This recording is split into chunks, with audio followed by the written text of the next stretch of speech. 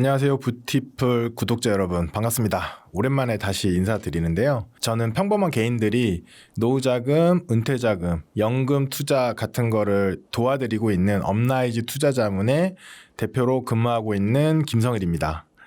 예전에 마법의 연금 굴리기나 마법의 돈 굴리기 같은 책으로 이제 저를 많이 알고 계셨을 텐데요. 이번에는 막연한 은퇴 준비 고민을 해결해 드릴 수 있도록 새롭게 연금 투자 무작정 따라하기라는 책을 출간하게 돼서 이렇게 다시 찾아뵙게 됐습니다. 오늘 이 시간을 통해서 많은 분들이 궁금해하는 연금과 투자에 대한 얘기들 좀 해드릴 거고요.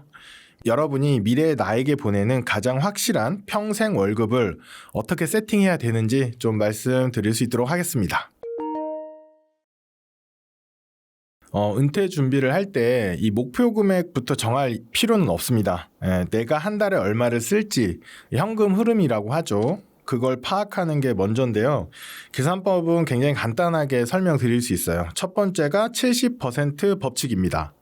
은퇴를 하면 교육비나 교통비 같은 지출이 줄어들게 돼요. 그래서 현재 생활비의 70% 정도면 지금의 생활 수준을 유지할 수 있습니다. 한 달에 400만 원을 생활비로 쓰고 있다면 은퇴 후에 280만 원 정도를 목표로 잡으면 되는 거죠. 실제로 통계상 부부의 적정 생활비가 월 277만 원이라는 통계도 있거든요. 두 번째가 25배 법칙입니다. 1년치 생활비에 25를 곱하면 필요한 총 자산이 나옵니다. 연간 4천만 원이 필요하다면 10억 원이 목표가 되겠죠. 매년 자산의 4%를 꺼내 써도 원금이 마르지 않는다는 4% 규칙에서 파생된 공식입니다. 결론은 이렇습니다. 먼저 현재 내 생활비의 70%가 얼마인지 확인을 해보시고요. 그리고 그 금액의 25배를 목표로 삼아서 연금과 투자로 현금 흐름을 만들어 나가시면 됩니다. 100세 시대죠, 이미. 노후 준비를 할 때 이제는 3층이 아니라 연금 5층 석탑을 쌓고 준비하셔야 됩니다. 이해하기 쉽게 설명을 드려볼게요. 먼저 1층이 국민연금이죠. 국민연금은 매일 먹는 쌀밥처럼 최소한의 생존을 책임질 수 있는 그런 역할을 하고요. 2층이 퇴직연금입니다. 회사를 다니게 되면 회사에서 적립을 해주고 있죠. DBDC라고 알려져 있는 이게 밥과 함께 먹는 반찬 정도라고 생각해 주실 수 있고요. 3층이 개인연금입니다. 개인연금은 연금저축 IRP 같은 걸 말하죠. 그래서 자기가 저축을 해서 자기 노후에 연금으로 꺼내 쓰는 걸 말하는데 식사에 비유를 하면 디저트나 커피라고 비유를 할 수도 있는데 은퇴 후에 여행이나 취미 같은 여유로운 생활을 하기 위한 자금으로 많이 비유가 되곤 합니다. 그리고 4층이 있는데 4층에는 절세계좌죠. ISA나 그리고 혹은 주식 투자를 하는 일반 금융계좌 그리고 예금 같은 그런 금융 자산을 말합니다. 자산을 더 풍성하게 만드는 별식이라고 볼 수 있고요. 마지막에 5층이 주택연금 혹은 농지연금이에요. 이건 뭐냐면 탑의 꼭대기를 덮는 든든한 지붕이라고 할 수 있는데 내가 살고 있는 집에 계속 거주를 하면서 평생 마르지 않는 현금으로 바꿔줄 수 있는 거거든요. 이렇게 5층 탑을 쌓으면 강력한 시너지가 좀 나올 수가 있는데 기초인 1층과 지붕 5층이 평생 소득을 보장하는 안전판이 되기 때문에 위아래가 튼튼하면 중간층에 있는 자산들을 조금 더 과감하게 투자를 할 수가 있기 때문에 물가를 이기면서 여유로운 노후 자금을 준비할 수 있게 됩니다. 자신의 탑이 몇 층인지 좀 확인을 하셔가지고 1층짜리 단층 집인지 아니면 5층짜리 빌딩인지 꼭 좀 체크를 해보시면 좋겠습니다. 지금은 은행 예적금만으로 노후 준비를 할 수는 없죠. 왜냐하면 예금금리가 물가상승률을 겨우 따라잡거나 혹은 물가상승률보다 더 낮거나 하는 수준이기 때문인데요. 물가상승률을 이기려면 개념을 투자로 바꿔야 됩니다. 그래서 연 5에서 10% 수준의 수익을 목표로 하면 준비 과정이 훨씬 가벼워지거든요. 예를 들어서 30살 직장인이면 월 32만 원으로 노후 준비가 가능해지는데 세 가지만 좀 기억하시면 좋겠습니다. 첫 번째는 무조건 절세 계좌를 쓰셔야 됩니다. 아무리 수익이 나도 세금으로 다 빠져나가면 소용이 없거든요. 그래서 연금저축, IRP, ISA 요 계좌들은 반드시 암기를 하시고 개설을 하셔서 활용을 하셔야 돼요. 두 번째는 투자를 하셔야 되는데 처음부터 너무 난이도가 높은 투자는 어려우니까 자산 배분이라는 투자 방법을 이용을 해서 안전하게 수익성도 챙겨 가시는 게 굉장히 중요하고요. 자산 배분이라는 건 국내 및 해외 주식 그리고 채권, 금, 달러 같은 자산에 돈을 나눠서 투자를 하는 거예요. 그렇기 때문에 안정성도 있고 수익성도 챙길 수 있습니다. 세 번째는 시간의 힘을 믿고 지금 바로 시작하는 겁니다. 투자의 세계에서 시간은 가장 강력한 무기거든요.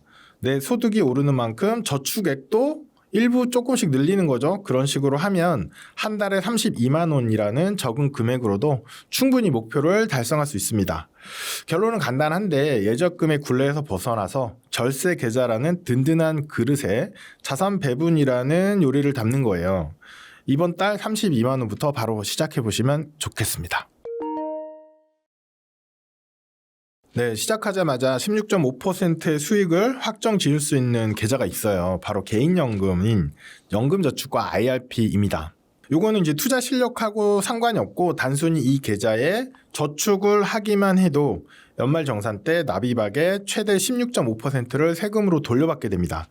예를 들어서 총 급여가 5,500만 원 이하인 직장인인 경우에 연간 한도인 900만 원을 채우면 148만 5천 원을 연말 정산할 때 환급을 받게 됩니다. 웬만한 보너스 못지않은 금액이 되겠죠. 요즘처럼 은행 예금 금리가 3%가 채 안 되는 수준인 것과 비교하면 굉장히 큰 혜택이고요.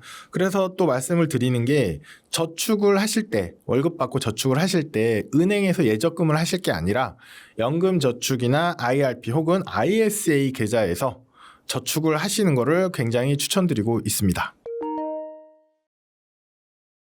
요거를 절세 삼총사라고 하는데 가장 유리한 입금 순서를 좀 말씀을 드릴게요. 첫 번째로 연금저축에 600만 원을 먼저 채웁니다.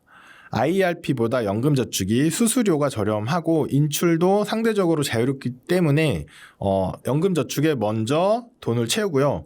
그리고 다음으로는 IRP에 300만 원을 추가로 저축합니다.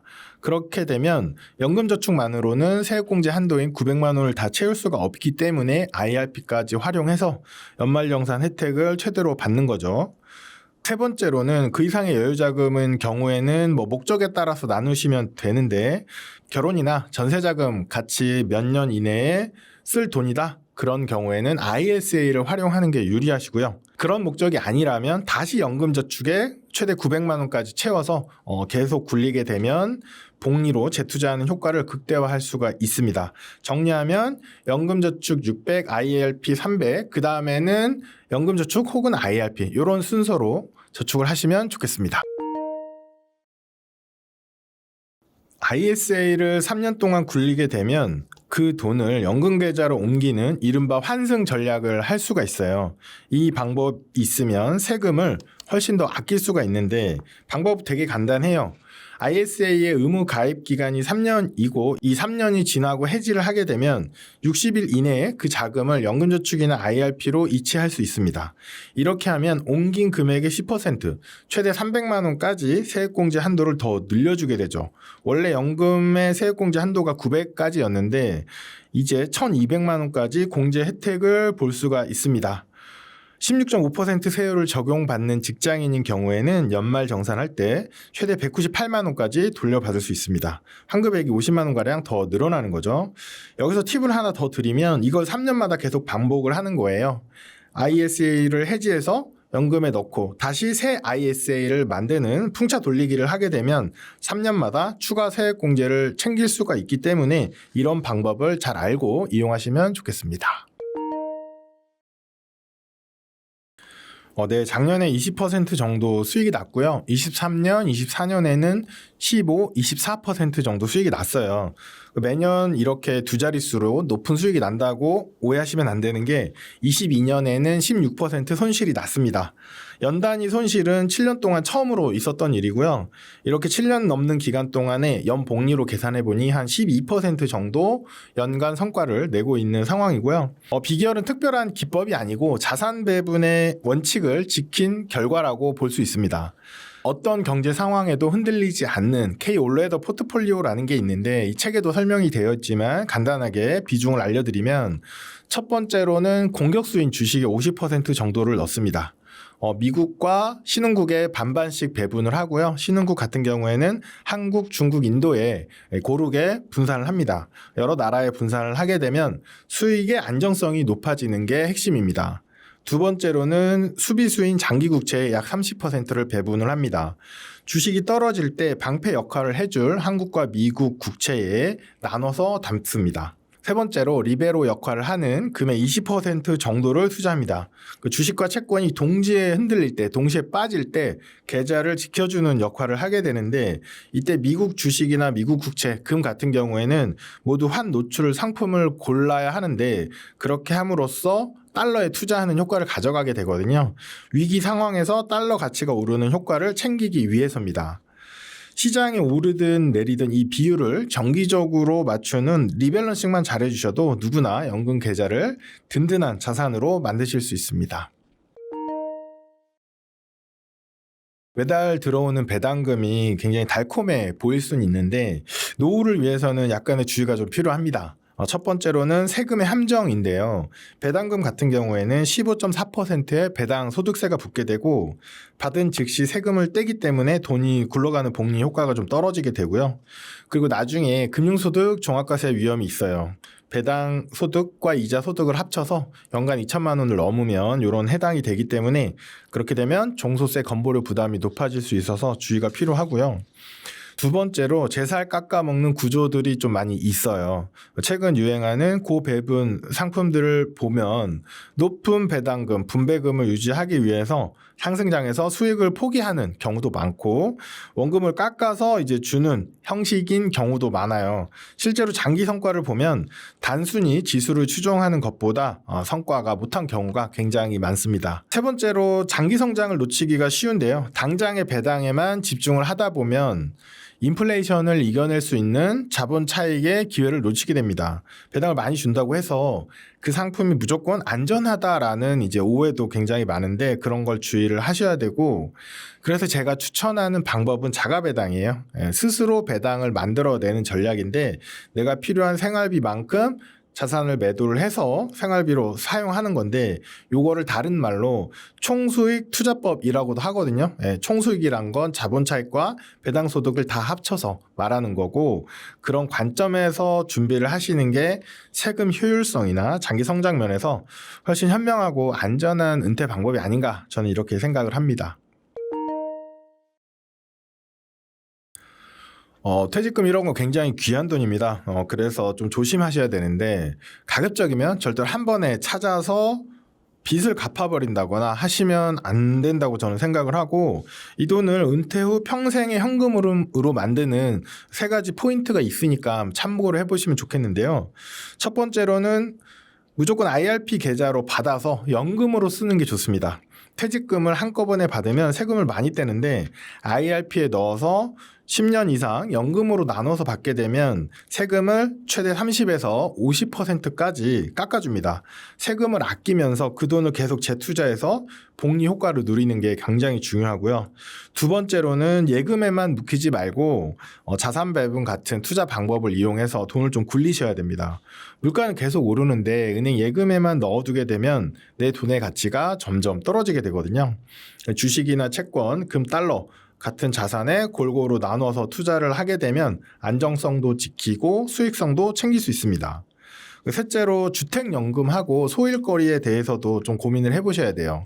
퇴직금 1억 원만으로는 생활비가 안 되죠. 좀 부족할 수밖에 없기 때문에 거주하고 있는 집을 주택연금으로 전환해서 평생 현금을 좀 확보를 하실 필요가 있고 소액이라도 벌 수 있는 그런 소일거리를 70대까지라도 좀 유지해 보시는 것도 괜찮다고 생각을 합니다. 가벼운 근로소득으로 연금계좌에 돈이 더 불어날 시간을 벌어줄 수 있기 때문인데요. 자금이 부족할수록 세금을 줄이고 물가를 이기는 수익을 내는 것이 필수입니다. 1억 원이라는 소중한 종잣돈을 IRP라는 방패 안에 두고 지켜내시면 좋겠습니다. 국민연금을 일찍 받을지 늦게 받을지 고민하시는 분들도 되게 많고 저한테 이제 상담도 많이 들어오는데 상황별로 좀 정리를 해드릴게요. 일단 당장 생계비가 부족하거나 뭐 건보료 부담을 늦추고 싶다라는 경우에는 조기 연금이 유리합니다. 일찍 받는 거 65세가 아니라 최대 60세부터 받을 수 있잖아요. 그게 유리하고 만약에 노령연금을 미리 받아서 그냥 예금에 넣어놓겠다 이런 분들도 계시거든요. 이런 경우에는 연기연금이 유리합니다. 늦게 받는 게 굉장히 유리해요. 굳이 미리 받을 이유가 없습니다.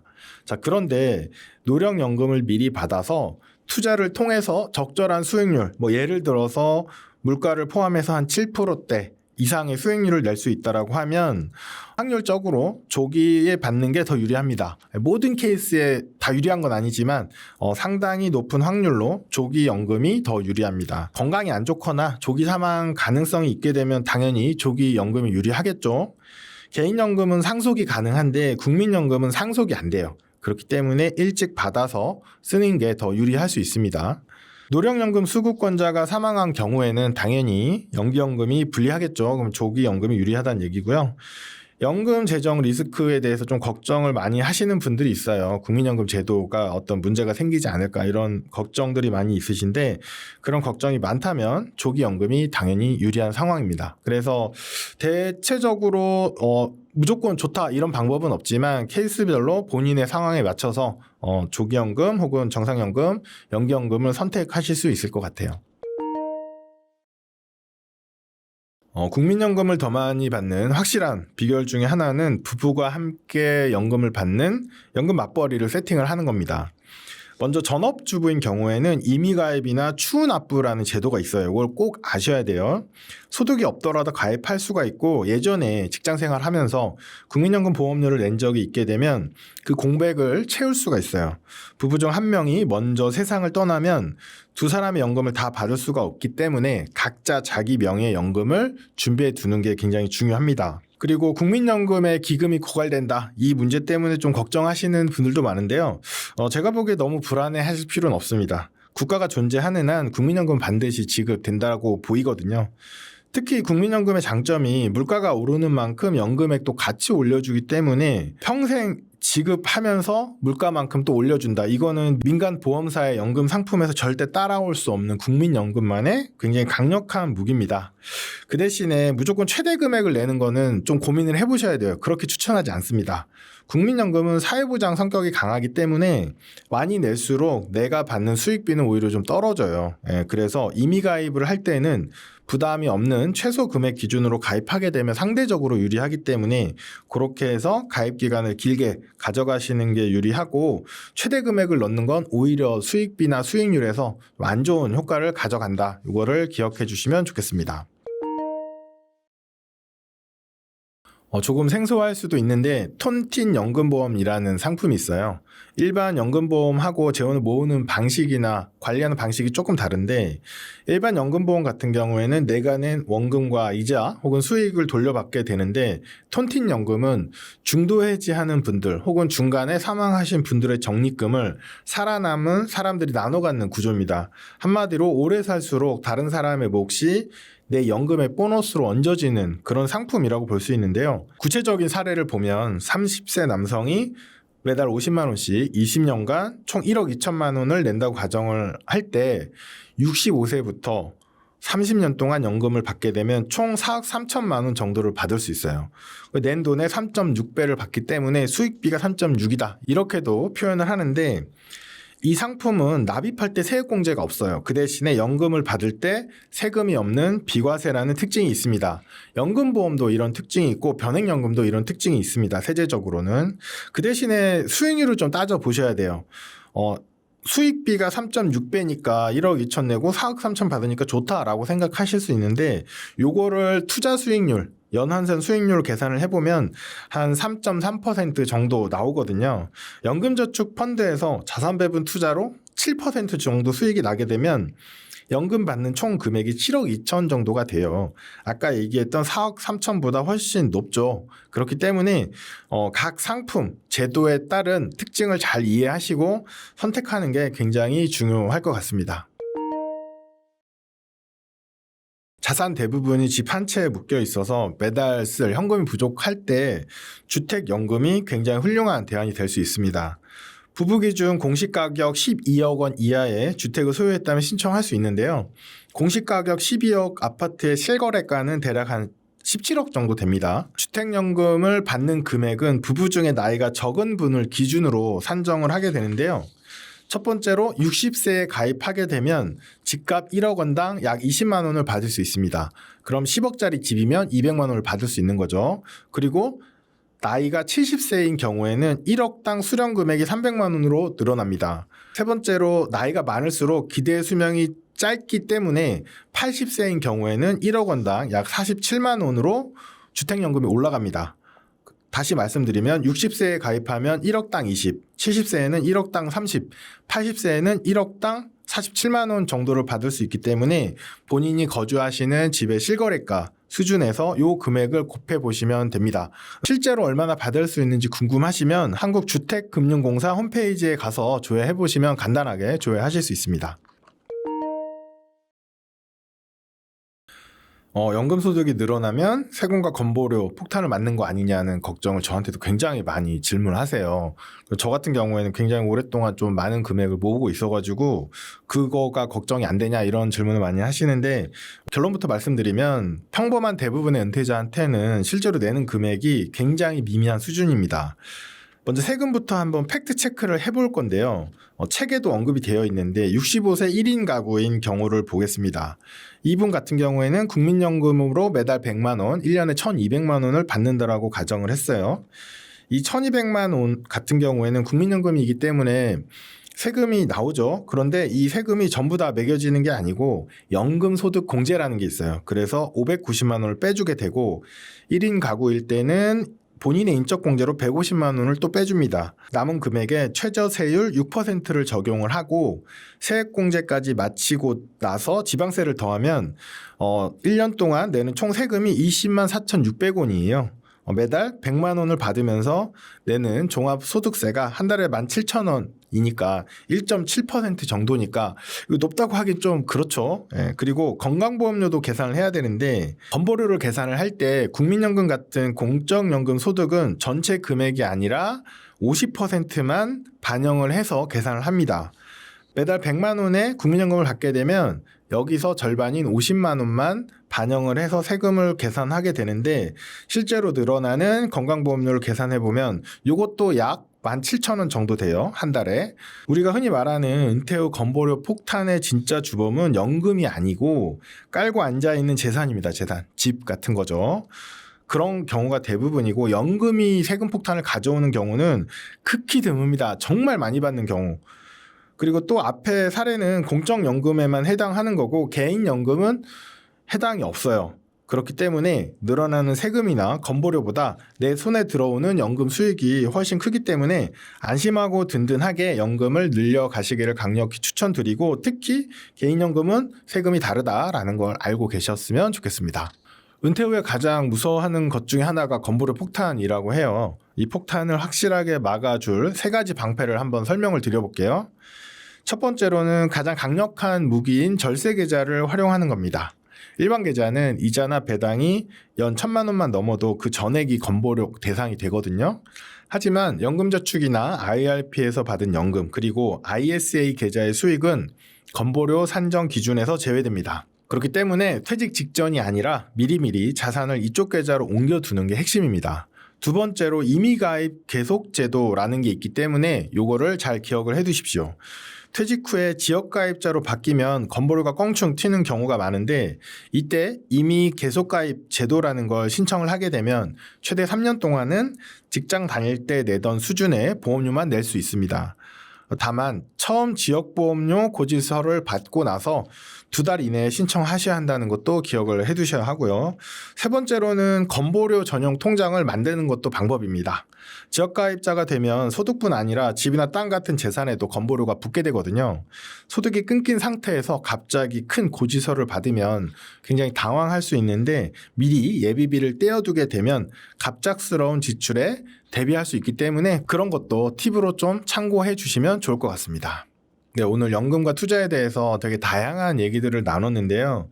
가장 중요한 건 실천입니다. 실천. 실천은 제가 해드릴 수가 없는 거잖아요. 아무리 좋은 레시피라도 요리를 해먹지 않으면 의미가 없는 것처럼 아무리 좋은 연금 투자 전략을 설명드렸지만 실행하지 않으면 자기의 자산을 지키고 불리는 게 불가능합니다. 연금은 먼 훗날 남의 일이 아니에요. 현재의 내가 미래의 나에게 보내는 가장 확실한 평생 월급이라는 점을 꼭 기억을 해두시고요. 방송이 끝나면 미루지 마시고 그동안 방치했던 연금 계좌들 다시 열어서 어떤지 한번 확인해 보시기 바랍니다. 나중에 미래의 내가 오늘이 나에게 참 잘 시작했다라면서 고마워할 날이 분명히 올 겁니다. 뷰티풀 구독자 여러분 모두 평안하고 든든한 노후가 되시길 응원하겠습니다. 감사합니다.